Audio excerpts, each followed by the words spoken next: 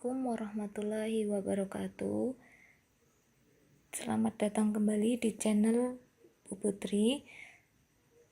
Sebelumnya Ibu mau mengucapkan terima kasih bagi adik-adik dan teman-teman semuanya yang sudah mensubscribe, like, dan komen.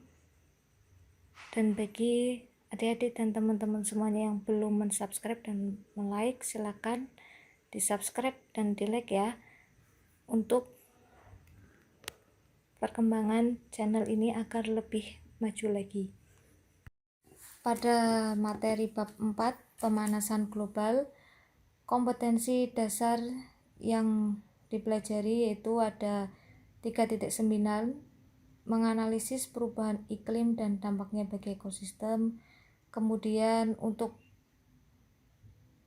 keterampilannya 4.9 yaitu membuat tulisan tentang gagasan adaptasi atau penanggulangan masalah perubahan iklim.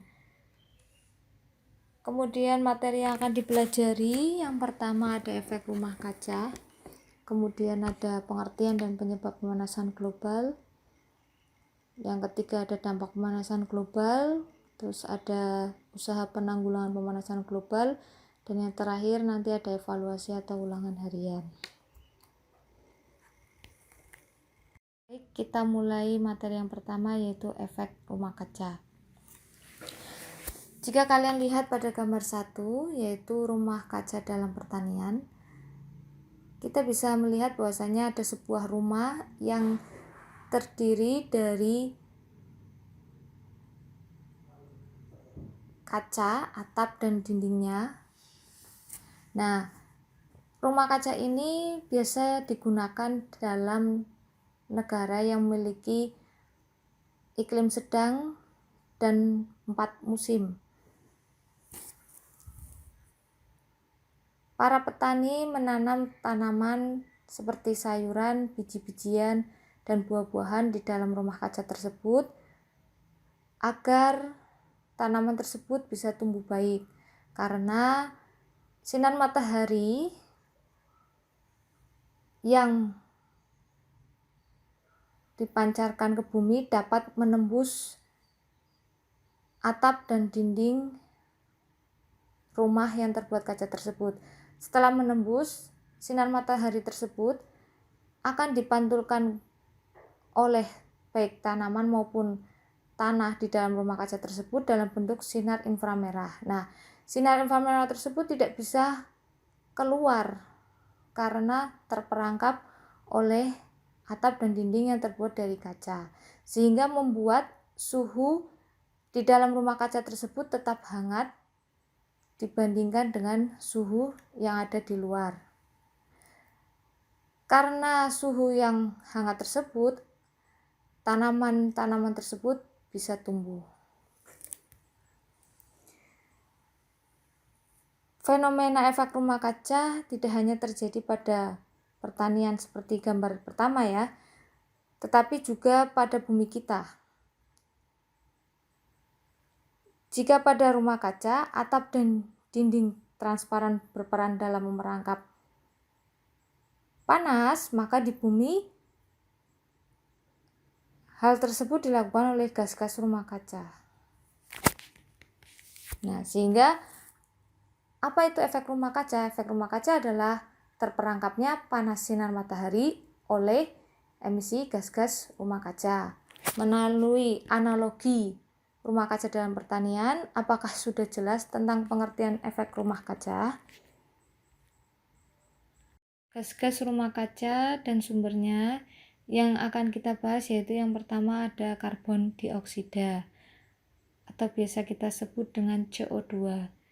CO2 ini selain bersumber dari sisa pernafasan manusia dan hewan, juga berasal paling banyak dari pembakaran bahan bakar fosil dan minyak bumi. Kemudian dari perluasan lahan pertanian dan pembakaran hutan juga yang menimbulkan asap ya terlalu banyak yang akan naik ke atmosfer. Kemudian ada yang kedua uap air H2O. Uap air ini bersumber paling banyak dari penguapan oleh air laut dan sungai serta penguapan oleh tumbuhan. Nah, kita sudah tahu bahwasanya penguapan oleh air laut dan sungai itu disebut dengan evaporasi, sedangkan yang oleh tumbuhan disebut transpirasi. Nanti akan kita bahas di bab siklus hidrolisis ya. Kemudian ada yang ketiga yaitu metana. Metana ini bersumber dari kotoran binatang ternak, bisa kerbau, bisa sapi, dan juga dari sampah yang menggunung ya. Kemudian ada yang keempat, CFC atau kita sebut juga klorofluorokarbon, yang dikenal dengan nama dagangnya yaitu gas freon.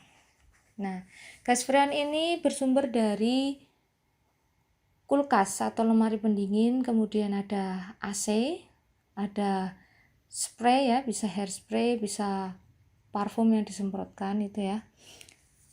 Dan yang terakhir ada ozon atau O3. Ozon ini merupakan gas rumah kaca yang secara alami sudah terdapat di atmosfer. Selain kelima gas tadi, ada gas lain yang tergolong gas rumah kaca, yaitu ada nitrooksida N2O, ada hidrofluorokarbon HFCS, dan perfluorokarbon PFCS, serta belerang heksaklorida SF6 ya. Setelah kita membahas efek rumah kaca, ternyata efek rumah kaca tersebut bisa menjadi faktor penyebab pemanasan global. Jadi materi ini saling terkait, bahwasanya efek rumah kaca merupakan dampak dari adanya pencemaran udara, dan efek rumah kaca tersebut bisa menyebabkan pemanasan global atau yang kita sebut dengan global warming. Global warming atau pemanasan global adalah fenomena peningkatan suhu global atmosfer, laut, dan daratan bumi dari tahun ke tahun karena meningkatnya intensitas efek rumah kaca. Kita lihat ya di sini gambarnya, ada sebuah bumi yang semakin panas ya, di mana tanamannya terbakar. Nah, bagaimana skema terjadinya pemanasan global? Skema terjadinya pemanasan global yaitu ketika matahari memancarkan panasnya ke bumi, panas matahari tersebut akan sebagian diserap oleh bumi dan sebagian lagi dipantulkan ke atmosfer. Ketika dipantulkan di atmosfer, panas matahari tersebut sebagian akan diteruskan ke luar angkasa dan sebagian panas matahari tersebut akan terperangkap oleh gas-gas rumah kaca. Nah, panas matahari yang terperangkap oleh gas rumah kaca akan menimbulkan efek rumah kaca. Nah, apabila di bumi ini pencemaran udaranya semakin banyak, kemudian kegiatan reboisasi tumbuhannya semakin sedikit, dan tidak ada pengurangan dalam menggunakan penyebab rumah kaca tersebut, maka akan terjadi pemanasan global. Seperti itu skema terjadinya. Apa saja penyebab pemanasan global? Yang pertama ada meningkatnya emisi gas karbon dioksida ya tadi ya. Kemudian ada pembakaran bahan bakar fosil, ada perusakan hutan, polusi gas metana, penggunaan pupuk kimia yang berlebihan, dan penggunaan CFC yang tidak terkontrol. Dampak dari pemanasan global, yang pertama ada penipisan ozon. Kita lihat di situ ada perubahan lapisan ozon di kutub utara dari tahun 1979 sampai 2008 ya. Kalian bisa lihat sendiri di situ, lihat.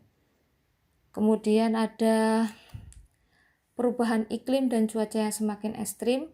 Misalnya saja di daerah Indonesia pernah terjadi banjirop di Semarang, kemudian hujan es di Bandung, dan hujan badai ya. Kemudian yang ketiga ada mencairnya es dan gletser serta naiknya permukaan air laut. Jadi ketika es dan gletser atau yang dikenal dengan gunung es mencair, otomatis volume air laut tersebut akan bertambah. Kenapa? Karena es merupakan benda cair dan ketika mencair dia akan berubah lagi menjadi air. Kemudian ada lenapnya permukiman penduduk di daerah pesisir. Nah, karena tadi permukaan air laut yang naik, akhirnya permukiman penduduk, yaitu rumah-rumah penduduk, bisa saja tenggelam. Kemudian ada yang kelima, yaitu perubahan habitat beruang kutub, di mana jika habitatnya rusak, maka beruang kutub ini akan kehilangan tempat tinggalnya dan juga sumber makanannya. Untuk materi yang terakhir yaitu ada upaya penanggulangan pemanasan global. Nah, usaha atau upaya apa yang kalian bisa lakukan sebagai siswa? Yang pertama, jika memungkinkan berjalan kaki, maka berjalan kakilah atau naik sepeda. Ya, misalnya saja di sini ada anak sekolah yang lebih memilih naik sepeda ya. Kemudian yang kedua ada mengganti bahan bakar dengan bahan bakar yang dapat diperbarui. Sudah banyak dikembangkan kendaraan-kendaraan seperti mobil hibrid ya, yang bahan bakarnya bisa diperbarui, tidak menggunakan bahan bakar minyak bumi. Kemudian ada yang ketiga yaitu menghemat pemakaian listrik dan air di rumah. Dan yang keempat yaitu membawa tas sendiri saat berbelanja dan mengurangi pemakaian plastik. Yang kelima, ada mendukung dan turut serta pada kegiatan penghijauan dan reboisasi. Ya, untuk materi pemanasan global sudah selesai. Jika ada yang mau ditanyakan, boleh lewat komentar ya. Sebagai generasi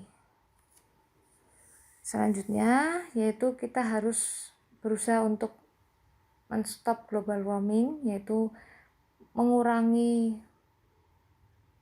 tadi pemakaian listrik, kemudian kita turut serta dalam kegiatan reboisasi ya. Oke, terima kasih, semoga materinya bermanfaat. Wassalamualaikum warahmatullahi wabarakatuh.